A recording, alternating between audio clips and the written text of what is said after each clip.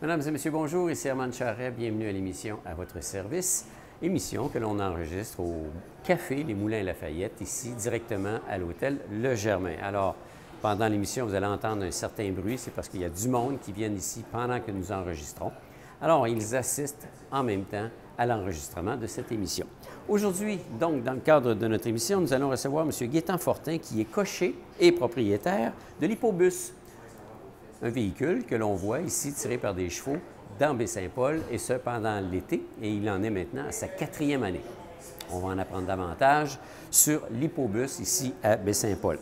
Et on reçoit M. Carl Beaulieu, qui est historien, auteur et éditeur aux Éditions du patrimoine, qui, lui, vient nous présenter son livre, un gros livre, une grosse Bible, je dirais. Ça s'appelle « Le visionnaire de l'évangélisation et du développement, 400 ans d'histoire au Royaume du Saguenay-Lac-Saint-Jean jusqu'aux Maritimes ». Ça inclut, bien sûr, Charlevoix et Baie-Saint-Paul. Bonne émission.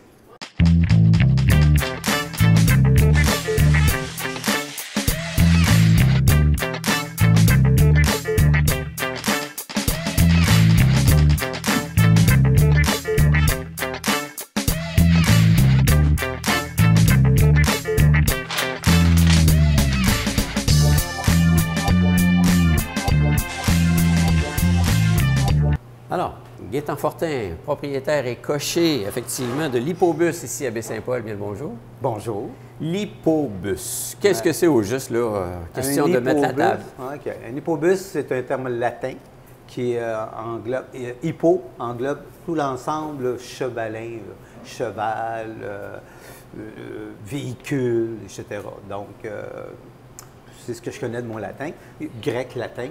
Et puis, donc, bus à la fin pour dire on autobus, transporte du monde. Transport. OK, ça. OK. Donc, Voilà. un hippobus. Donc, c'est un hippomobile. Un hippomobile, exactement. OK. Aussi. Ça, c'est encore un terme plus général. Plus général comme tel, Ouais. parce que là, avec les chevaux, on se déplace. Oui. Tout est là. C'est ça l'idée. Propriétaire et cocher, ce qui veut dire, c'est parti depuis 4 ans, l'idée ici à Baie-Saint-Paul. Ouais. On peut vous voir dans la ville depuis 4 ans maintenant. Oui, exactement. On avait fait un premier topo il y a 4 ans avec Belle et Bomme, qui étaient mes 2 premiers chevaux, des blonds. Mais les gens trouvaient que les blonds, ça faisait pitié, ça fait que j'ai pris 2 gros noirs. Ah! Fait qu'aujourd'hui, on est rendu avec 2 beaux gros noirs en traction animale. Je peux te les nommer. Si des fois vous les voyez sur la rue, vous les saluez. Il y en a un qui s'appelle King maintenant et l'autre s'appelle Jack. Donc, ça King fait et Jack. King Jack. King Jack. Et OK. le troisième que vous avez. On les reconnaît comment? Ils ont-tu dans le visage? C'est difficile. Ils sont noirs, les 3. Ouais. J'en ai un troisième. Il y en a un troisième. Oui, mais puis Pot, Lui, il va être, s'appelle? Pot. Pot. Ouais, là, au début, c'était. C'est ça. Tu vois les jeux de mots, alors, on faisait Jackpot, King Pot. OK, etc. OK. Et puis Pot, on va le voir sur la calèche cette année. C'est un nouveau produit qu'on va offrir le soir. Belle calèche blanche avec un bel animal. OK, c'est pas le véhicule qu'on est habitué de voir là, Non, présentement. ça va être un autre Ça, c'est type de véhicule. réellement calèche. La vraie calèche, couleur rouge avec siège de velours, de la classe. OK, De la OK. classe. Gracieuseté d'ailleurs de M. Daniel Villeneuve. Ah oui? Oui. Ah. Ouais, ouais. Donc, puis en plus, les chevaux, là, c'est des chevaux de trait, là. Ah oui, C'est c'est plus que du cheval de trait. C'est Herman. plus que du cheval de trait. Ah ben oui. Ils ont fait à un moment donné, ils ont pris le cheval de trait qu'on appelle le percheron, qui était plus trapu, un peu plus bas que ce que vous allez voir sur la rue. Ceux qu'on voit présentement, ce sont des chevaux beaucoup plus élégants, affilés. Donc, on a voulu faire des chevaux avec de l'ampleur, du mouvement. Sauf que les 3 que vous allez voir, ça ne leur tentait pas, les autres, de faire les petits énervés puis leurs fringants. Ils sont pas Star System. Ils sont pas Star System, ça va être ça. OK. Alors, c'est pour ça qu'ils sont venus avec moi. Voilà. Est-ce que c'est le type de chevaux qu'on voit avec Budweiser ou ben non, les Heineken ou tu sais, les non? Non, pas du les tout gens le même. aimeraient ça. Tu sais, avec la grosse patte blanche, Ouais. là, puis bien élargie. Ça, c'est vraiment les chevaux ça, qui c'est répondent du à la... Clyde. Du Clyde. Clydesdale. OK. Ouais. Ça, c'est des chevaux... c'est bon pour la parade, puis c'est bon pour la parade. Alors, pour le show. C'est pour le show. Pour le C'est show. ça. Oui, oui. Alors ça, c'est un peu plus le type de chevaux qu'on pouvait retrouver dans le temps, si on recule, qui faisait les foins, qui faisait le travail à la ferme. Oui, exactement. C'est ce qu'on Carrément ça. retrouvait. Il était un peu plus trapu que les allongés que je vous ai parlé tout à l'heure. Bosco. Puis c'est aussi Et surtout, parce qu'en Europe, c'était vraiment ça. Avant qu'ils arrivent ici pour faire de la ferme, c'était des chevaux de route. OK. Donc, puis étant donné aussi qu'ils étaient quand même assez forts, donc la foresterie, ainsi que cheval de ben ferme. oui, ça travaillait beaucoup en forêt pour... oui. C'est quand même des chevaux de 2000 livres et plus, là. Wow. 2000 livres, si tu multiplies ça par 3 fois, Herman, ça va te donner 6000 livres de tir. C'est comme ça. Un cheval peut tirer 6 000 livres. 3 fois son poids. OK. Donc, moi, j'en ai 2, 4005, ça fait 13 000 livres de tir. Mon véhicule en arrière, Oui. 20 personnes à bord, 8 000 livres. OK. Autre donnée importante, quand ton véhicule est en marche, l'inertie est rompue, à ce moment-là, c'est 50 qui reste sur la charge. OK. Donc, on tombe à 3 000 livres, grosso modo. Alors, c'est un petit tour Un petit de tour. routine. Ils font 15 km par jour. 15 km chacun. Normalement, dans le temps, les chevaux, là, moi, je me souviens, on avait le laitier, puis Ouais. il passait l'été comme hiver. Tu as vécu ça? Oui, j'ai vécu ça. Ça ne demanderait pas ton âge. Non. J'ai même passé le lait, effectivement, avec lui sur une base régulière. Formidable. Ah, ça, c'est une chose que j'aurais aimé faire. Ah, Ça, j'aurais aimé j'ai ça des bons faire. souvenirs. Oui, oui. Et de fil en aiguille, ces chevaux-là, quand tu faisais tout le village avec le liquide, parce que du liquide, c'est lourd. Oui, puis ça bouge. Et oui, en plus. Oui. Fait que, Tu voulais en venir où? Mais de fait, c'est ça, je veux dire, dans les circonstances, ils tiraient une charge plus grosse que celle que Oui. vous avez là, comme telle. Par contre, il y avait plus de chevaux. Il y avait moins de connaissances. Le bien-être animal, ainsi que l'idée du bonheur humain, on l'a transféré aussi sur le bonheur animal. OK.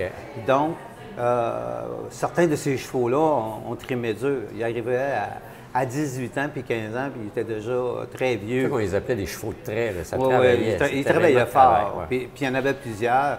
Puis Ça on n'a labourait plus, dans les on n'a champs. plus les mêmes conditions aujourd'hui. Je veux dire, avec toute l'information qu'on a, la connaissance équine, ils appellent ça l'éthologie, donc l'éthique, le comportement mental et psychologique, physique, puis c'est rendu à la portée de tout le monde. Ces connaissances-là, avant, on avait ça dans les grandes écoles européennes, en Espagne et en France. Mais aujourd'hui, on a cet accès à ça.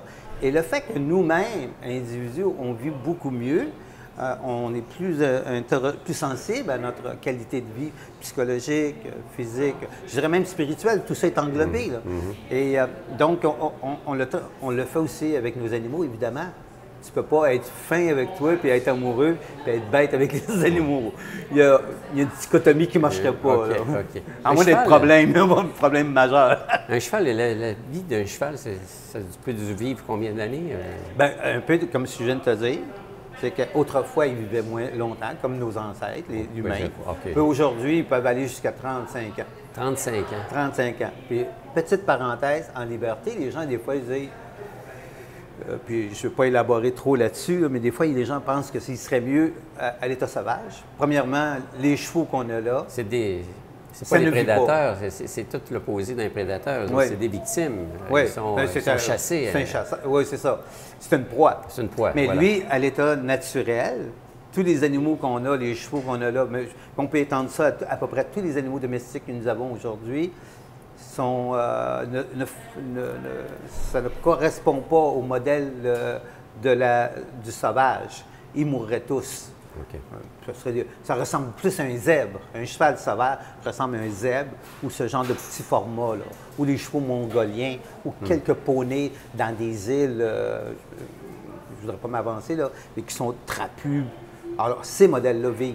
Mais le quarter horse, Ils ont été domestiqués. c'est complètement différent. Alors, puis en plus, la vie sauvage, c'est 10 à 12 ans. 10 à 12 ans. C'est pas vieux. OK. Puis un étalon, c'est encore moins que ça. Bon. Alors, Travaille fort, lui. je ne sais pas. Je ne cherche pas à dire, Herman, que c'est mieux, mais c'est ça. C'est un constat, puis tu raison aux conclusions. OK. Oui. Alors, donc, on a un hippomobile ici Ouais. dans Baie-Saint-Paul depuis maintenant 4 ans. On vous a vu, on vous voit. Là, la saison est commencée depuis On commence le 15. le 15 Ouais. juin. OK, Ouais. OK, c'est Mais là, tout. je me promène. OK, Puis j'invite les amis. Puis j'invite les gens de Baie-Saint-Paul à prendre une petite promenade. De poser des questions. S'il y a des gens qui veulent poser des questions, aller au-delà. Je sais que les gens ils savent. Il y a présentement, On repose des questions beaucoup sur nos relations avec les autres. Puis c'est formidable, avec les animaux. Des fois, mais je pense qu'on manque souvent d'informations. Alors, venez me voir. Je vais vous montrer, moi, ce que je fais, puis vous tirerez vos conclusions. Mais venez voir mes animaux. Venez voir l'œil. Venez voir comment ils viennent me voir le matin, quand je les siffle le matin, puis qu'ils viennent, puis que je mets le collier comme ça, puis ils rentrent la tête. C'est pas juste du conditionnement, Herman. C'est que... Ils ont une joie de le faire. J'en ai eu un à un moment donné, pour te conter une anecdote. J'en ai eu un à un moment donné, je savais qu'il était agressif, je savais qu'il y avait un problème psychologique ou une mésentente avec l'humain. Je l'ai essayé, j'ai dit, j'ai 2 mois de données. Puis quand je suis arrivé ici dans le village, on a fait le tour qui dure 45 minutes, 20 minutes. Je suis arrivé à l'écurie. Il y avait les yeux sortis de la tête, l'écume. En tout cas, il était de mauvaise humeur. J'ai compris qu'il n'y avait rien à faire. Un cheval qui ne veut pas, Herman, regarde-moi la grosseur. Je veux bien croire que je peux être solide, mais un cheval de 2000 livres, c'est pas le petit bonhomme qui est là qui est capable de l'arrêter. Fait qu'il faut vraiment la sécurité. Herman, là, ça prime. La sécurité, là, c'est la bonne relation entre nous, entre les chevaux et moi, entre les autres. Mais la relation de sécurité, c'est que le cheval, quand il y a un problème majeur ou qu'il y a une inquiétude, il va se reposer sur ma voix. Je vais lui dire « Hey, Jack! Hey, King! Hey, Pot! Il n'y a pas de problème. Je suis là avec vous autres. » C'est un émotif. Il a besoin d'une sécurité. Il est dans mon univers. Et c'est là-dessus que la confiance est le résultat. Surtout que d'habituellement, leur territoire, c'est un champ. Oui. Puis là, bien, ils sont en ville, entourés de voitures, entourés d'humains, entourés de distractions, que je pourrais employer comme expression. Oui. Ça demande des chevaux solides. Ouais. J'en ai un, moi, qui aurait pu faire un cheval de guerre. Quand il y a un autobus qui vient le coller, il se lève le poitrail comme ça, puis il le regarde en voulant dire « Si tu avances, je te rue. » Mais ils ne sont pas tous de même. OK. Alors, le tour dure combien de temps, soit? 45 minutes. 45 minutes. Ouais. Et on fait le tour, grosso modo, le circuit est quoi? On part ici, souvent on part à la gare, les gens Parce que arrivent du train. le point d'ancrage, c'est point Point ici. Racine et Point Saint-Jean-Baptiste? Il y en a, ça, c'en a deux. Il y en a deux. Il y en a OK. deux. Point Racine, ici à la gare, à la ferme, la rue de la Ferme. Et puis, durant le trajet, on a un premier tronçon pour te donner une idée où est-ce que cette année, je vais glober ça dans le 19e, le début de l'ère industrielle, l'idée du train qui va arriver, l'électrification. Donc, toutes les maisons qu'on a ici sur Ambroise-Fafard, d'après mon professeur, M. Tremblay. Rosaire, de son Rosaire. Alors, toutes ces maisons-là ont été probablement installées à ce moment-là. L'électrification, le train, le commerce, alors des maisons qui sont là. Par la suite, je descends vers Otis, maison Otis, la maison de Gobeil, mais là, je suis à l'arrière, si vous voyez un peu, si vous connaissez la région. Quelques blagues avec le juge Gobeil, merci. J'ai des personnages. Oui, un peu comme Fred Pellerin. Un peu comme un conteur. Oui, exactement. Okay. Je leur fais une chouenne. Là, les gens disaient, c'est quoi un chouenneux? J'ai dit, regarde-moi. OK. Ils comprennent c'est quoi un chouenneux. Ça les fait bien rire. Je les dépose souvent au village, sur Coin Racine. Et là, ils vont aller manger, ils vont faire le tour des boutiques, ils vont flâner, ils reviennent. Alors, le concept, c'est j'ai un billet pour la journée. OK. Donc, on peut embarquer, débarquer. Voilà. Après ça, on s'en va en direction de la vieille partie Saint-Édouard, etc. On va au Vieux-Moulin. Là, on campe l'histoire plus au début de la colonisation, à cet endroit-là. De Baie-Saint-Paul. Oui, de Baie-Saint-Paul. C'est sûr que la première partie était sur le long du fleuve, les premiers colons, mais par la suite, ils vont se regrouper sur le long de du rivière du Bras pour créer le premier moulin, un vieux moulin ancestral qui appartient à M. Tremblay, je pense, qui est une maison maintenant. Alors là, on campe l'idée de cette époque. Toutes les petites maisons aussi, avec les portes basses. Alors, le circuit, on part, mettons, de l'hôtel La Ferme, on prend Ambroise-Fafard, on s'en va sur Saint-Jean-Baptiste. Est-ce qu'on s'en va jusqu'au quai? Est-ce qu'on fait ce genre de terrain? Non. Faut pas faire ça. La rue Saint-Joseph, non? Oui. Oui? C'est ça, en arrière. Après ça, on revient vers le centre-ville. On fait Saint-Édouard, on revient par la rue, je me souviens pas c'est quoi cette petite rue-là, sur le long de la rivière, à côté du moulin. Et là, on revient vers le centre-ville, puis on passe où est-ce qu'il y a la rue de la Tannerie, ce secteur-là. Puis on recroise la rue Saint-Jean-Baptiste sur Racine. Donc, on passe devant la maison de chez le peintre René Richard? René Richard. OK. Alors, puis tout ce secteur-là, à l'arrière, j'en profite pour parler. Donc, il n'y a pas... c'est joli, mais on va parler à ce moment-là du météorite. Ah. Hein? Pourquoi que cette vallée est aussi accueillante? Pourquoi qu'elle a des bras, à la limite, ces deux flancs de montagne? C'est un petit cours d'histoire, là, un peu. Oui, un touche à tout. Un touche à tout. Un touche à tout. Ouais, Donc, ouais. on joint l'utile à l'agréable, on se promène, il fait beau, on est à l'abri, même s'il pleut. Oui, hein, tout le temps. effectivement. Qu'il pleuve, qu'il grêle. Nous, on a un circuit régulier durant du 15 au 28 octobre. On fait les 5 jours semaine. 5 jours semaine. Ouais, on a essayé de faire 7. Du mercredi au dimanche, hein? Oui, exactement. Okay. Exactement. On sait qu'on parlait tantôt du bien-être des chevaux, mais on sait qu'il y a des gens qui sont très émotifs, puis ça a brassé passablement dans les villes comme à Québec ou à Montréal. Il est arrivé que certains chevaux meurent au travail. Là, ils se disent c'est la faute du cocher, c'est la faute du propriétaire, il l'exploite comme animal, il n'est pas, entre guillemets, humain vis-à-vis de l'animal. Amoureux. Ou amoureux. Autrement dit, c'est comme s'il l'exploitait, puis on le pousse à son maximum. Ouais. C'est pas le cas comme tel. Bien, c'est sûr que cette étiquette-là, tu sais, des histoires, moi j'ai entendu des histoires quand j'étais jeune avec les chevaux, là, à faire dressir les cheveux s'il m'en reste encore. Mais il y a ça, tu sais, mais à un moment donné, il faut faire attention. Tu sais, les politiciens, c'est pas tous des bandits. L'écurie, c'est pas tous des pédophiles. Non. À un moment donné, on mélange tout, là. Alors, oui, il y a des bons cochers. Oui, il y a des bons mécaniciens. Oui, il y a des mauvais cochers. Oui, il y a des mauvais mécaniciens, etc., etc. Il faut faire la part des choses, c'est pas évident. Puis oui, je comprends très bien les gens. Un animal, c'est un silencieux, hein? C'est un être silencieux. En plus, même s'il est gros et grand, tu sais que c'est 4 ans d'âge. C'est un enfant. 4 ans d'âge, c'est un être émotif. Et évidemment, son cerveau reptilien, tout son système de défense est bien solide. Alors lui, il a bien plus peur quand tu lui fais « rah » que quand tu lui donnes une claque. Ouais. La peau de ça, c'était pas de même. Pas la claque qui fait peur, c'est « rah ». Alors, je pense que les gens, émotivement, ils ont le goût de les protéger. Puis, alléluia. Maintenant, il faut faire attention de ne pas embarquer dans la sensiblerie ou dans l'idéologie ou dans un truc comme ça. En tout cas, je dis faire attention, là. C'est un style on se parle. Ouais. Mais donc, donc, à Montréal, il y a eu vraiment des problématiques. J'étais coché, c'est là que j'ai commencé. Moi, j'avais 18 ans. Puis j'ai vu des mauvais propriétaires, puis j'en ai vu des bons. Et puis, c'était moins réglementé qu'à Québec. À Québec, ils ont rassemblé ça dans une belle écurie. Puis eux, ils ont mis le paquet pour enlever le pattern ou cette mauvaise attitude de certains individus qui pourrissaient finalement l'ensemble des cochers. OK. Après ça, il y a eu des problématiques qui ont augmenté à Montréal, des îlots de chaleur intenses. Ouais. Le manque d'air, la pollution. Le béton. Le béton. Alors, tout ça, c'est très, très humide. C'est moins venteux qu'à Québec, encore moins venteux qu'ici. Mais il y aurait toujours moyen pour eux. Mais peut-être qu'il faudrait qu'ils prennent 4 chevaux, ou peu importe. Mais en tout cas, il y avait vraiment une problématique à régler. Il y a sûrement, c'est à eux de régler leurs problèmes. À Québec, ils ont moins de problèmes. En ce qui concerne la mort des chevaux sur place, bien, ça arrive. Un animal qui meurt dans le champ, personne ne le sait. Ouais. On n'en fait pas de cas. Quelqu'un qui tombe sur la rue, ça arrive. Ouais.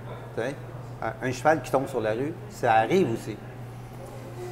La dernière fois qu'il y en a un qui est arrivé à Québec, le cheval s'est relevé, puis il était correct. Moi, j'ai 65 ans, man, je fais encore des toitures. Et puis, ça m'arrive de temps en temps d'avoir des moments d'étourdissement, des trucs comme ça. En vieillissant, c'est normal. Puis, donc, oui, ça existe. Alors, il n'y a pas grand-chose à faire là-dessus. La journée standard de vos animaux, c'est quoi, là? Ah, moi, ils sont gâtés, pourris. C'est incroyable. Ils ont une activité, eux, de 5 heures par jour. Ils couvrent 15 km par jour, vraiment. Au travers de ça, ils font un arrêt. T'imagines? Donc, nous, on fait... Un arrêt, une pause? Une pause d'une heure. OK. Oui, nous, on a la chance. Un arrêt, là, je le voyais sur le coin de la rue. Oui, d'accord, une vraie pause. Non, on retourne à l'écurie, on fait notre première heure de travail, d'activité, puis après ça, on s'en va à l'écurie. Eux prennent leur foin, moi, je mange ma sandwich, On a essayé de faire des échanges, ça n'a jamais marché. Après ça, on reprend l'activité selon la température. On reprend l'activité, puis là, allez hop, jusqu'à 4 heures, 5 heures. Après, le soir, cette année, avec Pot et sa calèche, ben lui, eux autres, le nouveau groupe, je ne sais pas encore c'est qui va être le cocher. Alors, eux, ils vont faire un autre 3-4 heures en soirée. Donc, ça leur fait 5 heures d'activité par jour. Puis à différents, évidemment, à chaque heure, on a un poste d'eau directement sur la rue Racine et Saint-Jean-Baptiste. Donc, à tous les heures, ils ont de l'eau sur place. OK. Voilà leur activité. OK. Regarde, ça a l'air, encore une expression acceptable ou smooth, là. Je sais pas, hein? Easy, là. Ouais, c'est pas pousser la machine, comme on dit. Là. Hey, moi, des fois, Herman, excuse-moi, des fois, j'avais le goût de dire, hey, moi, là, je regarde ce que je fais comme activité de travail pour gagner mon pain. Je travaille plus que les autres. Je commence à 7 h le matin, puis je finis à 8 h le soir. Puis je connais pas grand monde, moi, qui ont 6 mois de vacances par année, puis qui travaillent 5 heures par jour. En tout cas. Vous êtes bien placé. Vous êtes bien placé pour parler de touristes ici.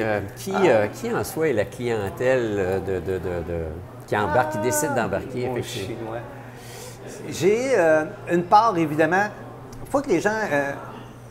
On aime se faire conter des histoires. Hein? Faut dire aussi qu'au départ, ils ne savent pas trop dans quoi ils s'embarquent. Le concept est quand même relativement différent de ce qui se fait ailleurs. Okay. Normalement, un cocher va faire mais moi, j'aime mon monde. J'ai l'impression d'y kidnapper, Herman. Je kidnappe mon monde qui passe un moment de bonheur. J'ai besoin de ça pour vivre.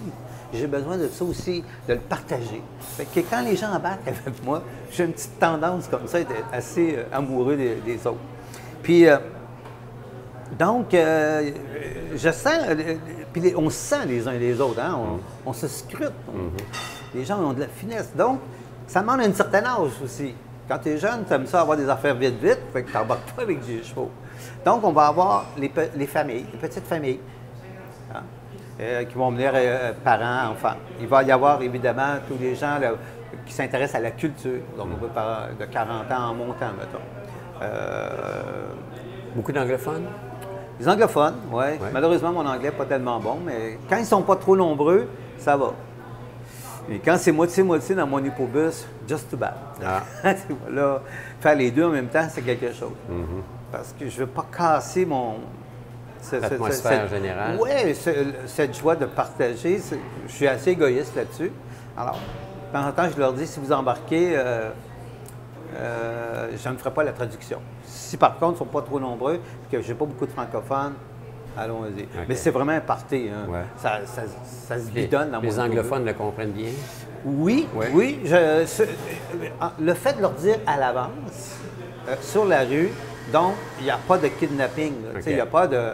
Il n'y a pas de passe qui s'est faite. Non, on ne fait pas de passe. Pas du tout. Les commentaires quand ils débarquent? J'ai de toutes sortes d'affaires. Ouais. Il y en a qui... Il y en a, ils me font je dirais des révélations, là, des éclats de bonheur, de joie. On dit, ah, wow! Tu sais, c'est bien différent que de magasiner. Oui, c'est différent de regarder les choses. On dit oui, à l'évidence, c'est ça, Herman. Mais c'est quand tu les vois sortir puis qu'ils arrivent dans le train, j'entends des nouvelles dans le train, ils me disent, ah, on a connu quelqu'un de la place. Okay. Parce que le cocher, c'est le portier aussi. Ouais. Il donne la couleur, il donne de l'information. Les gens, en plus, les gens sur la rue, moi, je salue tout le monde un peu comme l'éteigneur de réverbère, dans cette Exupéry. Ouais. Lui, il éteignait, fermait, moi, je fais des babayes. C'est bon. Et ça fait une atmosphère très, très conviviale.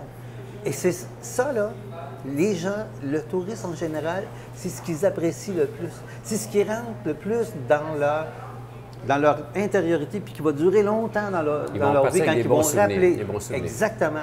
Parce que les gens à Baie-Saint-Paul, toute la rue Saint-Jean-Baptiste, les petites rues à côté que je passe régulièrement, qui connaissent le nom des chevaux, les enfants qui les applaudissaient, tout ça, là, ça crée beaucoup. Un engouement. Là. Ça crée de la joie. Okay. Tu sais, quand on voyage, moi je vais à l'extérieur, plusieurs d'entre nous ont voyagé. Puis souvent, on va aller dans des villes, puis les gens ont des sangs serrés où ils surveillent. Chez nous, ça n'existe pas à Baie-Saint-Paul. Et ça, là, c'est extraordinaire pour tout le monde. La population comme telle, parce qu'on se promène, on connaît le circuit automobile, nos routes, c'est pas large, Baie-Saint-Paul, c'est un village, les anciennes routes. Vous allez à la vitesse des chevaux, est-ce qu'on se fait agresser un peu des fois? Oui. Oui, il y en a qui m'envoient des fingers, moi je leur envoie des babayes. Voilà. Tant qu'ils m'ouvrent pas des portières. On partage la rue en soi. Bien, c'est ça. Ça fait 4 ans, là, Herman, puis je t'avoue que je suis pas mal fier de nous autres. Le monde de la place, je suis pas mal fier de nous autres. Puis je dis ça parce que moi-même, des fois, je manque d'impatience quand je vois que quelqu'un me ralentit. Puis c'est que tu as le goût d'aller vite. Puis c'est juste, en fin de compte, c'est un énervement intérieur. Mais il n'y a pas de réalité, il n'y a pas d'urgence. Mais on aime ça aller vite. Hein? La voiture, on est né là-dedans. On arrive durant 80 km/h. Là, il faut ralentir à Baie-Saint-Paul à cause des touristes, à cause du trafic. Puis, ah mon Dieu, l'hippobus qui est là. Bien, tabarnak. Là, ça va mal. Alors, il y en a qui arrivent et tu les vois. Et de plus en plus, j'ai ça. Hey, tu sais que quand je fais les coins de rue, là, moi, j'essaie de ne pas arrêter. Parce que l'inertie, c'est là que mes chevaux travaillent trop fort, plus fort. Fait que moi, je ménage ça. Alors, il y en a qui pensent des fois que c'est, de ma part, c'est de la bravade ou de l'effronterie, mais non, je me permets, je fais ça. Mais de plus en plus, là, je sens une synergie, je sens une compréhension. J'ai de moins en moins de feedback négatif. Puis j'ai trouvé m'étonnant, mais... L'an prochain, ils vont vous faire signe. Allez, passez. Oh, mon Dieu! que la population vous entende, mon frère. Ça coûte combien, finalement, faire un petit tour comme ça? Hey, après tout ça, là, en train de me dire que je suis cheap. 12 12 seulement. On embarque, on débarque comme on veut. Dans la même journée. Dans la même journée. Puis les gens me disent, « Hey, il n'y a pas de ticket. Hey, tu ne m'as pas étampé. » Là, je leur dis, quand vous passez cette arche, on est tous du monde honnête, n'est-ce pas? Là, ils comprennent l'idée. Ils aiment ça. OK. C'est friendly, c'est amical. Regarde, on ne se casse pas la tête. Bon, ben écoute, merci pour cette mise au point. Merci beaucoup. C'est agréable. On en apprend d'abord sur le rôle que vous jouez effectivement dans Baie-Saint-Paul. Puis une ville comme Baie-Saint-Paul, oui, c'est touristique. Je pense qu'il faut en être conscient. Tout résident devrait en être conscient qu'on est une ville touristique. Ça fait partie de la principale industrie quasiment annuelle. Là. Oui, tout à fait. C'est un bijou, ça, ici. C'est une attraction différente. Très particulière. Il n'y a pas grand place au Québec, au Canada, où est-ce qu'on peut avoir ça maintenant. C'est un bijou. C'est pas moi qui vais emmener le touriste, je suis d'accord, mais c'est un bijou. Autant, Herman, que la chance qu'on a d'avoir ces beaux animaux-là, que nos enfants vont connaître ça, c'est une belle chance qu'on a. C'est des bons souvenirs. C'est des bons souvenirs. Oui, puis venez me voir. Puis posez-moi les questions, puis je vais essayer de vous répondre le mieux possible, surtout en amitié. Bien, Gaétan Fortin, propriétaire et cocher, effectivement, il fait de l'hippobus ici à Baie-Saint-Paul. Exactement. Et merci et bonne saison. Merci, Herman. Ça fait plaisir. Bonjour.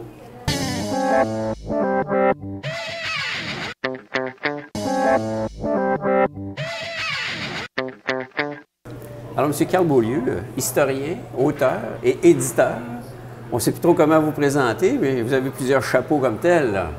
Ah, bien, vous savez, quand on veut mettre en branle des projets d'histoire régionale ou nationale ou même internationale, je pense qu'il faut un peu avoir les mains sur le volant, comme on dit. Comment est venue l'idée, pas l'idée, mais je veux dire la passion de l'histoire comme telle? Ah, ça remonte à la collection de monnaies et de timbres. Oh. Il y a une quarantaine d'années, je collectionnais les pièces de monnaie et les timbres. Et à ce moment-là, j'ai développé un goût pour l'histoire. Je me demandais qui apparaissait sur les pièces de monnaie, même les billets de banque et les timbres. Alors, qui était tout ce beau monde, comme on dit? En quel honneur se trouvait-il là et que nous, on n'était pas là? Monsieur, Madame Ordinaire. OK. Alors, c'est là que vous avez découvert des personnages illustres. Oui. En feuilletant les dictionnaires, les encyclopédies, les revues spécialisées, pour comprendre un peu qui était tout ce beau monde qui apparaît sur nos pièces de monnaie, sur nos billets de banque. Ça fait-tu commencer jeune, ça? C'était même à l'école? J'avais 12-13 ans. Oh, OK. 10 ans même. Et là, l'histoire a commencé vers cette période-là, les années 70. Et à un moment donné, je suis allé justement à la chapelle de Tadoussac. Je me suis aperçu que c'était une chapelle historique qui remontait au régime français. Alors, je suis allé là en 1976. C'était ma première visite historique, si on peut dire, d'un lieu historique. Et Tadoussac, c'est quand même C'est une belle un des municipalité. berceaux de la Nouvelle-France. C'est 1600, c'est le poche Chauvin 1599. Alors, c'est même avant l'Acadie, c'est même avant Québec. Alors, c'est très ancien. Comme ça, on est plongé là-dedans assez jeune, merci. Là. Alors, on ne veut plus en sortir. On veut plus en sortir. On est dans le fond de l'eau. On mais est on se féru. voit pas. On est féru d'histoire. On vous reçoit aujourd'hui parce que vous avez concocté, je dirais, un gros volume. Je l'ai ici devant moi, qui s'appelle Visionnaire de l'évangélisation et du développement. 400 ans d'histoire du royaume du Saguenay-Lac-Saint-Jean jusqu'au Maritime. Oui, Puis ça inclut effectivement Charlevoix là-dedans. absolument, là. absolument. C'est une belle brique. Félicitations. Merci. Il Mais y a comme je l'ouvrage vous le là-dedans, disais, là. moi, ce qui est important, qu'on croit ou qu'on ne croit pas en Dieu, ce qui est important, d'ailleurs, on ne croit pas à une communauté religieuse, comme me disait une ancienne supérieure, on croit en Dieu. Ouais. C'est un véhicule, la religion, pour aller vers Dieu, pour comprendre Dieu. Alors, ce livre-là fait état du parcours que les religieux ont apporté au niveau de rencontrer les besoins d'une population, au niveau évangélisation d'abord avec les Jésuites, ensuite avec les Oblats, ensuite avec des communautés religieuses qui sont arrivées ici en Charlevoix, comme les Sœurs de la Congrégation de Notre-Dame. La première communauté religieuse qui s'est implantée définitivement en Charlevoix, ici à Baie-Saint-Paul, c'est les Sœurs de la Congrégation de Notre-Dame. Pour former c'est Marguerite des futures Bourgeois, ça? institutrices. C'est-tu Marguerite Ça, Bourgeois? c'est Marguerite Bourgeois de Montréal, qui est une communauté de Montréal. C'est la plus grosse communauté au Québec. 709 religieuses. En date d'aujourd'hui? Oui, OK. ils étaient 3900 à peu près en 1965. Mais ces communautés, comme les Sœurs de la Congrégation de Notre-Dame, sont arrivées à Baie-Saint-Paul pour rencontrer les besoins d'une population qui a besoin d'instruction, donc de besoin d'institutrices pour enseigner à ceux qui en avaient C'est ça, besoin. parce que les religieux ou les religieuses, ou en tout cas toutes les communautés religieuses, étaient foncièrement parlant à la base des gens instruits. Carrément, oui. Alors, ce sont des pionnières en 1848. Ils sont demeurés ici jusqu'en 1980 et jusqu'en 1936, où, c'est ça, ils ont formé au moins 700 institutrices qui sont allées au Saguenay-Lac-Saint-Jean ou qui provenaient du Saguenay-Lac-Saint-Jean, qui sont venues étudier ici à Baie-Saint-Paul. Parce qu'en 1936, le bureau des examinateurs catholiques a été éliminé par le Conseil de l'instruction publique et il est remplacé par les écoles normales. OK. Alors, les écoles normales, c'était un peu des écoles autonomes. Là, ils laissaient l'autonomie pour l'enseignement et le décernement des brevets. Ça, c'était immense, ça, comme pouvoir. Et c'est grâce à une des religieuses de la Congrégation de Notre-Dame, Sœur Sainte-Anne-Marie, Marianne Marie-Adéline Bengal, qui vient de Saint-Paul d'Abbotsford, un pays où il y a beaucoup de pommes, qui a instauré l'Institut de Marguerite Bourgeois à Montréal en 1908 au sein de sa communauté. Et c'est pour enseigner à toutes les religieuses et laïques comment enseigner, en fait. Comment former des institutrices. OK. Alors, c'est ce qu'elle a servi en 1908 et elle est intervenue pour que le Conseil de l'instruction publique, avant le ministère de l'Éducation, puisse accorder à la Congrégation de Notre-Dame ici à Baie-Saint-Paul un statut d'école normale. C'était Alors, énorme. on est en quelle année, là, encore? Alors, c'est en 1936. 1936. Alors, Sœur Mais les Marianne petites- mais les Bengal, petites franciscaines de Marie sont arrivées quand là-dedans? eux sont arrivés en 1891. Il y a eu deux communautés de religieuses ici à Oui. Petite-Rivière. 40 ans plus tard, après les Sœurs de la Congrégation de Notre-Dame, Ambroise Fafard, le révérend Ambroise Fafard, qui est un prêtre séculier, qui avait été curé de la cathédrale de Chicoutimi et supérieur du séminaire, Monseigneur Bégin, qui était l'évêque du diocèse de Chicoutimi, qui regroupait Charlevoix jusqu'en 1951 et la Côte-Nord, a demandé au révérend Fafard de venir curer de Baie-Saint-Paul, de prendre la cure de Baie-Saint-Paul. Et lui, il avait dans l'esprit d'aller chercher des gens, une communauté pour s'occuper de son hospice qu'il venait de créer. Oui. Alors lui a créé un hospice pour les indigents, pour les gens qui ont des problèmes, les vieillards. C'est un peu l'ancêtre des centres d'hébergement, mais qui est devenu par la suite un centre hospitalier avec l'hôpital de Baie-Saint-Paul. Oui. Alors ça, c'est grâce au révérend Fafard qui est allé chercher à Worcester, au Massachusetts, les petites franciscaines de Marie, qui étaient des franciscaines tourières, de Saint-François d'Assise, de l'heure d'Alexandre. Alors, ces petites franciscaines voulaient avoir un statut de communauté religieuse et l'abbé O'Reilly à Worcester, au Massachusetts, ne voulait pas. Il voulait qu'ils s'intègrent dans une autre communauté existante. Une Absolument. fusion dans le temps. Ils ont résisté et à la demande de l'abbé Fafard, ils sont venus ici à Baie-Saint-Paul pour l'accompagner dans son œuvre de l'Hospice Saint-Anne, qui est devenu un hôpital. Et ils ont très fait ça avec brio. Et c'est devenu un hôpital. Ils ont collaboré avec les laïcs quand l'hôpital est devenu laïque en 70. Ouais.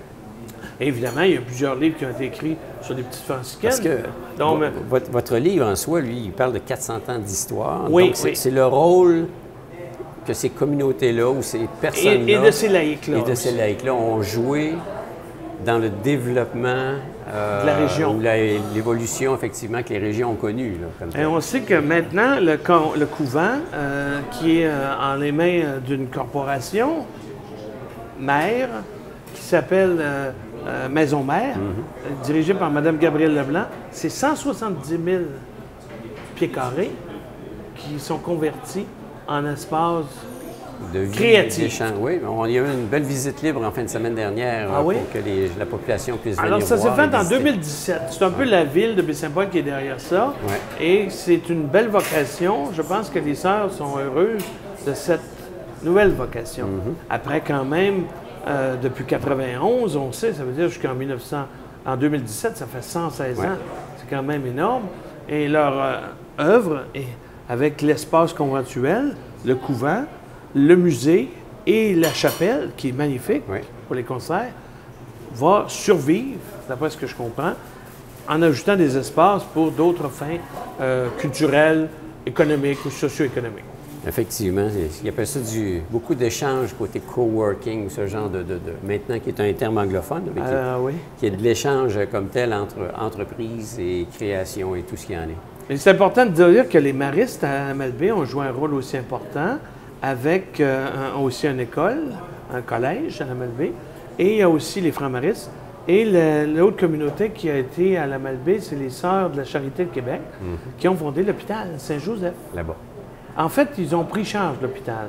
C'était un orphelinat. On les retrouvait, Et c'est devenu un hôpital en 1944 avec les Sœurs de la Charité de Québec qui ont joué un rôle extrêmement important sur la Côte-Nord et aussi avec l'hôpital Saint-Michel-Archange de Québec qu'on connaît, Robert Ouais, Dufort, ouais. l'hôpital Saint-Sacrement et l'hôpital Laval, pour nommer que ces trois-là pour les Sœurs de la Charité de Québec. Parce que les congrégations, on les retrouvait surtout dans deux secteurs, le système d'éducation et le système des soins de santé. Hospitalier, charité aussi. Charité, oui, beaucoup. Ça émane un peu c'est une émule, si on peut dire, des services hospitaliers. Ouais. Alors, c'est la charité, l'entraide, les foyers de charité. Ça, c'est justement les Sœurs de la Charité qui ont fait ça sur toute la Côte-Nord. Incluant, évidemment, la MLB avec l'hôpital qui ont pris en charge, qui était l'orphelinat apostolique du curé Hudon de la MLB. OK. En 1917, qui a été pris en charge dans ce moment-là, jusqu'en 1944, par les Sœurs Antonines de Marie de Chicoutimi. Mais en 1944, les Sœurs de la Charité de Québec ont fondé l'hôpital, puis l'ont pris en charge jusqu'à tout récemment. Tout récemment. Oui. Au début, là, l'arrivée de ces congrégations-là, avec les différentes personnalités qui étaient présentes, qui représentaient l'aspect gouvernemental, L'autorité. de la France, l'autorité, s'emmener ici d'abord et avant tout pour évangéliser. Bien oui, pour les Jésuites, comme on parlait préalablement, les Jésuites sont vraiment les pionniers en Nouvelle-France. C'était la première congrégation à venir Absolument. ici. Partout dans le Québec, partout en Nouvelle-France, qui était le Québec de l'époque, ou la Nouvelle-France plutôt de l'époque qui était vaste. Alors, on parle de tout Charlevoix. Il ne faut pas oublier que le nom du comté Charlevoix et de la région vient d'un jésuite, Pierre-Joseph Charlevoix, qui était un jésuite qui a apporté la première histoire sur la Nouvelle-France. On parle des années 1600, 1700. Alors, c'est lui, Pierre de Charlevoix, qui a apporté ce nom, mais apporté au niveau de l'iconographie, pas de l'iconographie, l'historiographie, pardon, la littérature. C'est lui qui a été un pionnier à ce niveau-là. Et il y a d'autres jésuites, évidemment, qui sont importants dans l'histoire de la Nouvelle-France. Alors, ils sont venus évangéliser, mais en même temps, ils ont... Faire des lieux de culte. ils ont apporté des choses avec ça. C'était des gens plutôt instruits. Oui, c'est des prédicateurs, les Jésuites. jésuites. Ils étaient organisés aussi en tant que communauté. Oui, puis là, ils ont été supprimés par le pape Clément en 1782.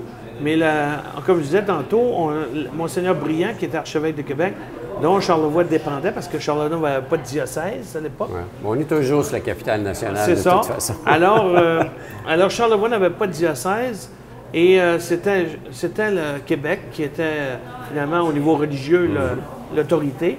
Et il avait dit, on va garder nos jésuites, on va les maintenir, mais ça s'est dilué, ils sont dispersés. Et ils sont revenus en force après, parce qu'un autre pape leur a accordé un retour, une réintégration, Qu'est-ce qui a fait qu'ils une ont refondation. pratiquement disparu? Ça correspondait Il n'y avait à la pas de vision du pape? structure, Quoi? c'était la vision du pape, puis au côté structure, là, il y avait plus ou moins de structure. Alors que quand ils sont revenus par la suite, là, ils ont fondé des maisons d'enseignement, comme le Collège Sainte-Marie, le Collège des Jésuites, à Québec, d'abord, puis à Montréal, le Collège Sainte-Marie et le Collège Saint-Jean-de-Brébeuf. Oui. Alors ça, c'est toute, entre autres, une partie de la part des Jésuites, sans compter tous les collèges aux États-Unis et les autres universités qui ont fait par la suite. Alors là, on est en période du 17e siècle, 16e, 17e, surtout 17e, où les Jésuites sont présents jusqu'au 18e. OK. Et après ça, c'est les Oblats de Marie Immaculée qui viennent, eux autres aussi, de France. Qu'est-ce qui différenciait les Oblats des Jésuites? Bien, les Oblats, c'est plus des formateurs, des enseignants.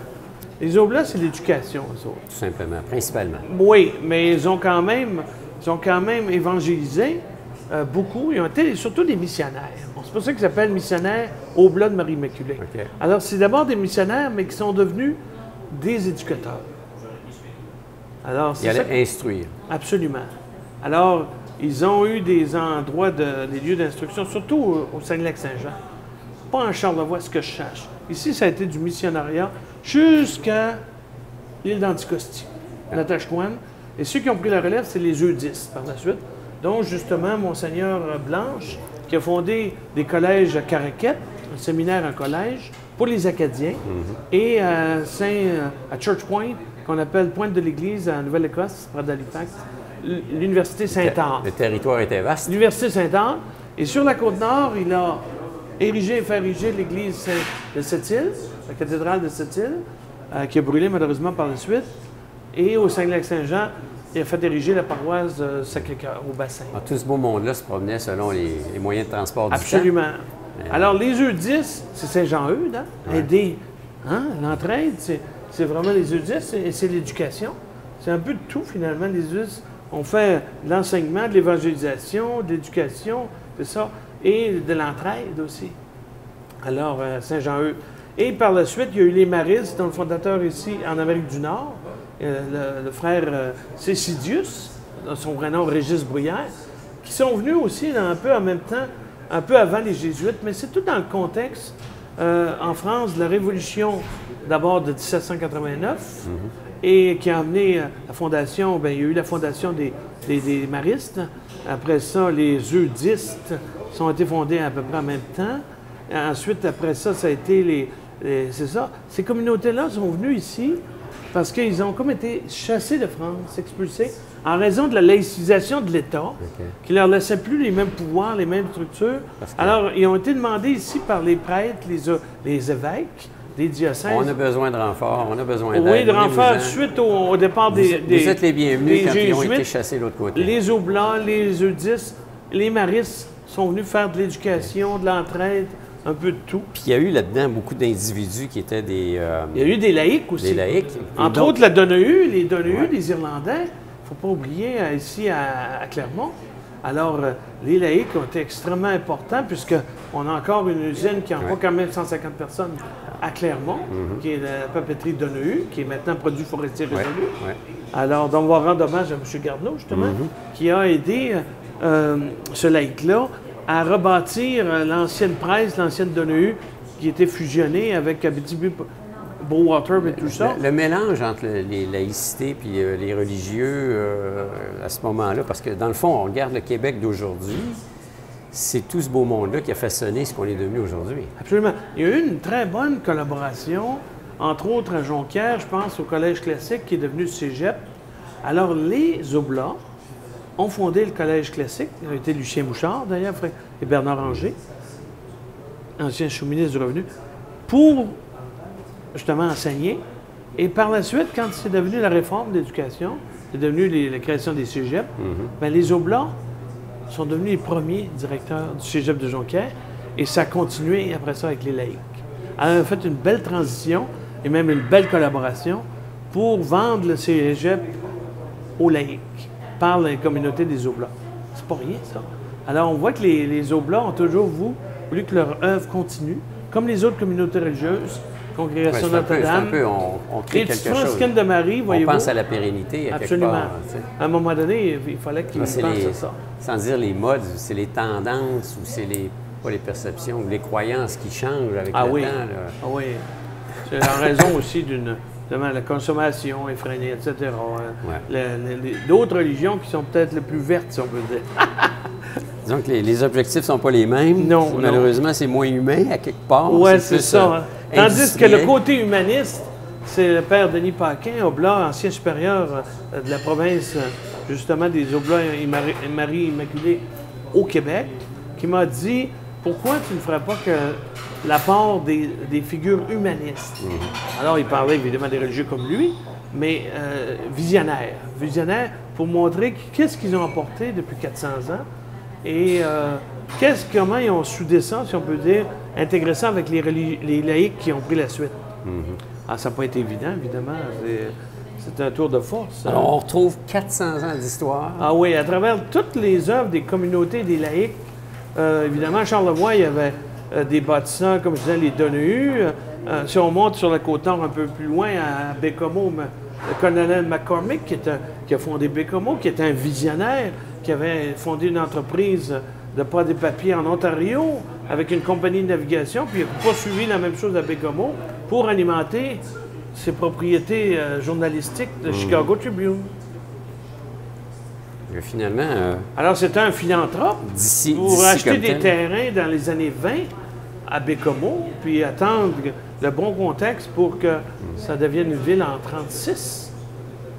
37 officiellement. De toutes ces communautés-là, aujourd'hui, je parle peut-être de la région comme de l'Amérique, il y en a plusieurs qui ont disparu, finalement. Bien, il y a des communautés, les Jésuites sont toujours présentes, les Oblats aussi, Ouais. en moindre grand nombre. Les Sœurs de la Congrégation de Notre-Dame, c'est la plus grosse, comme je le mentionnais, des communautés actuellement. religieuses confondues de tous hommes et femmes, ici, Au Québec? au Canada. Au Canada. Au Canada. OK. Au Canada, ouais. Les petites franciscaines de Marie, mais il y en a, Franciscaines, 70 à peu près, 60. Oui, c'est ça. Ils sont moins nombreuses que cette communauté. Mais les petites franciscaines, leur œuvre continue, se perpétue. Ils étaient un très grand nombre autrefois. Là. Si on veut se procurer votre livre, là, Alors, on appelle aux éditions du patrimoine parce qu'il n'est pas dans les libraires ou les autres lieux de distribution, il paraît 40 de plus. Alors, pour ça, on le rend disponible par la poste, soit, si vous me permettez, ed.patrimoine, les gens aiment bien le courriel, ed.patrimoine@belnet.ca, Bell pour Bell Canada, net.ca, ou au 418-698-4554. Il est à 75 418-698. 4554. Et puis répétez l'adresse courriel. ed. ED. Point patrimoine. OK.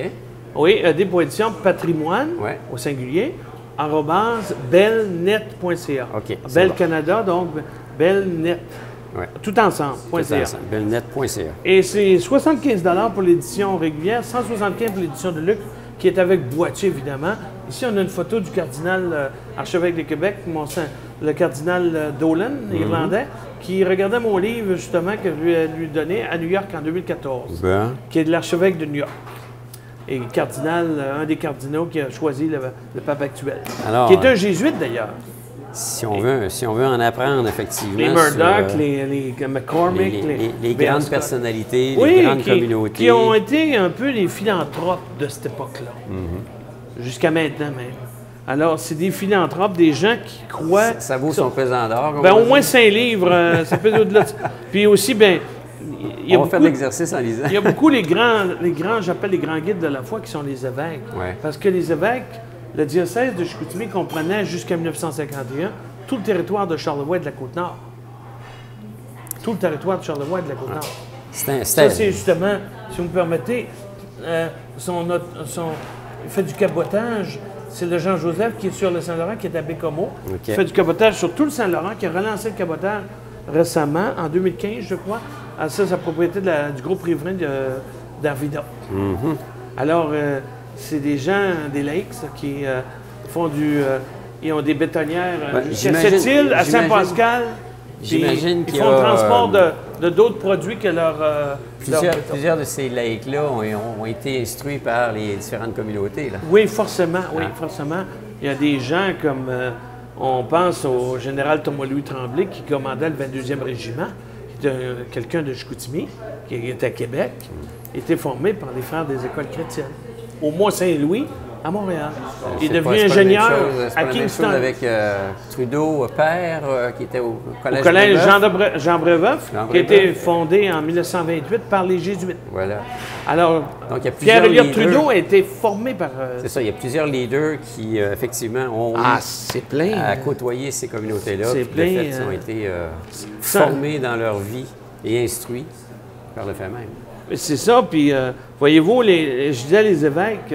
Alors, les évêques ont tous autorisé et accepté toutes ces communautés religieuses qui sont venues au fil du temps. Les évêques de Québec d'abord, les archevêques de Québec.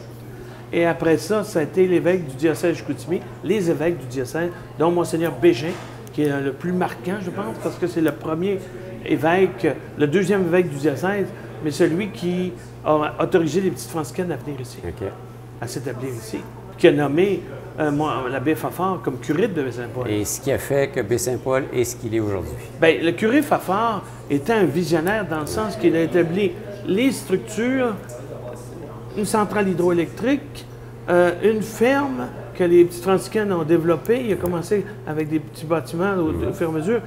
Et évidemment, l'hospice qui a développé au fur et à mesure en ajoutant... Et lui est mort malheureusement en cours de route. Mais la table était mise. Alors, les petites franciscaines ont fait une œuvre extraordinaire dans tout ce qu'ils ont fait. Ils ont même été au Mont-Saint-Irénée pendant un certain temps. Ils sont à Madagascar actuellement. Oui, ils ont 7 maisons à Madagascar. Ils ont 7 maisons à Madagascar. Alors, c'est à découvrir, à lire. C'est un livre de chevet qu'on feuillette continuellement. Qu'on s'y réfère.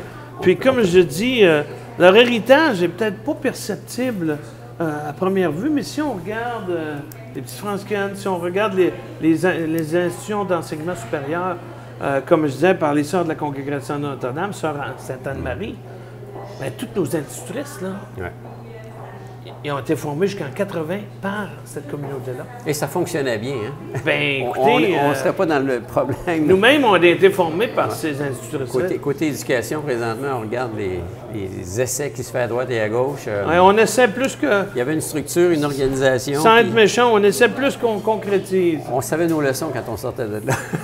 En tout cas, je n'en serais pas la pierre à quiconque, mais je peux vous dire que ce n'est pas le même contexte que c'était à l'époque. Alors, c'est ce qu'on va retrouver sur ce livre-là, dans ce livre-là, et aussi d'autres laïcs comme Sir William Price. Alors, je répète le titre, c'est Visionnaire de l'évangélisation et du développement, 400 ans d'histoire du royaume du Saguenay et Lac-Saint-Jean jusqu'aux Maritimes. Oui, à cause des Judis. Incluant, effectivement, tout alors, ce Charlevoix est un incontournable. Comme je disais tantôt, la première congrégation de tout le diocèse de Chicoutimi, elle est venue ici à Baie-Saint-Paul, c'est les Sœurs de la Congrégation de Notre-Dame, en 1848, à la demande du curé Chauvin, qui voulait absolument avoir une congrégation d'enseignement. Il faut se mettre au contexte de 1848. Là. Alors, Baie-Saint-Paul existait depuis 75 ans, depuis 1780. Non, 1680, pardon. 150 ans. Mais on n'avait pas de structure d'éducation. On n'avait pas, à ce moment-là, on était 150 ans. Bien, 1680... On a été le berceau, finalement. Jusqu'en 1848, ça vous fait un 180 ans, là, sans voir 1680, ça vous fait 150 ans sans avoir de structure d'enseignement définitive. Alors, c'est les sœurs de la Congrégation de Notre-Dame, et par la suite, les sœurs franciscaines, ils ont emporté l'hôpital, mais ils sont allés enseigner au Saguenay-Lac-Saint-Jean. Eux ont enseigné en plus d'avoir été des sœurs hospitalières. C'était pas leur vocation. préféré. Non. C'était de l'aider l'entraide, les démunis, les vieillards. C'est Saint-François d'Assise, hein? Ben, qui c'est des, était leur c'est mentor, façon des de sœurs, parler. comme je disais, des Voilà. sœurs tertiaires, Alors, donc on de va lui- Saint-François d'Assise. On va lui dire chapeau, mesdames. Hein? Alors, M. Carl Beaulieu, historien, auteur et éditeur des éditions du patrimoine. Merci beaucoup pour cette visite. Merci, Et M. Charret. On va inviter la population, effectivement, à aller se chercher. À la cathédrale de Chicoutimi, en passant, le 16 juin, Oui. à C'est le 11 lancement. h, il va y avoir plein de musique. Cornemuse, parce qu'il y a des origines irlandaises, écossaises. Aussi une chorale acadienne, parce qu'il y a des Acadiens qui sont nos prêtres, comme le curé Hébert, qui est venu de Saint-Pascal-Kamouraska pour fonder Héberville. Alors, c'est un Acadien. Monseigneur Melançon, notre ancien évêque, était Acadien. Alors, on va voir ça avec une soliste renommée, l'organiste de la cathédrale. Tout ça va être une grande fête de la musique. À quelle date? Le 16 juin, dimanche, 16 juin. à 11 h, à la cathédrale de Chicoutimi. C'est gratuit. Bon. C'est gratuit. Ceux qui veulent se rendre à Chicoutimi, une petite visite en passant. Ça tombe un dimanche? Oui, un dimanche. Ils reviennent en après-midi. Ça, un petit tour. Ça se fait très bien. Alors, ils sont les bienvenus. Puis il va y avoir un goûter qui va être servi gratuitement avec vin d'honneur après, au sous-sol de la cathédrale, la salle Bégin, justement, OK. qui porte le nom de Monseigneur Bégin, Louis-Nazaire Bégin, qui est devenu cardinal à Québec par la suite et archevêque de Québec. Bon. Alors, les régions, on va laisser leur marque en ville. Merci beaucoup. Merci, et bon merci, succès. M. Charret. Merci.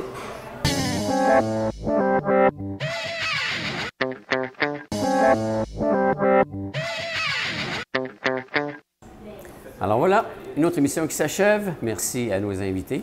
Aujourd'hui, deux sujets fort différents, mais effectivement aussi très, très, très intéressants. Alors, écoutez, je vous invite, si de fait vous ne pouvez syntoniser TVCO, bien, vous pouvez toujours venir sur notre site internet tvcotv.com et vous allez avoir accès à l'ensemble de nos productions ou encore sur notre page Facebook TVCO, la télévision qui vous regarde, pour voir un peu quotidiennement qu'est-ce qui se passe dans notre bel environnement. Moi, je vous donne rendez-vous la semaine prochaine pour une autre émission. Ça va être la dernière cette fois-ci avant la saison estivale. Donc, on fait une pause pendant l'été pour cette émission et on sera de retour, comme on dit, l'an prochain. Quand on dit l'an prochain, c'est l'automne prochain, au mois de septembre, pour une autre série de cette émission à votre service. D'ici là, le soleil est présent, la chaleur s'en vient. Gardez le sourire. Bonne semaine.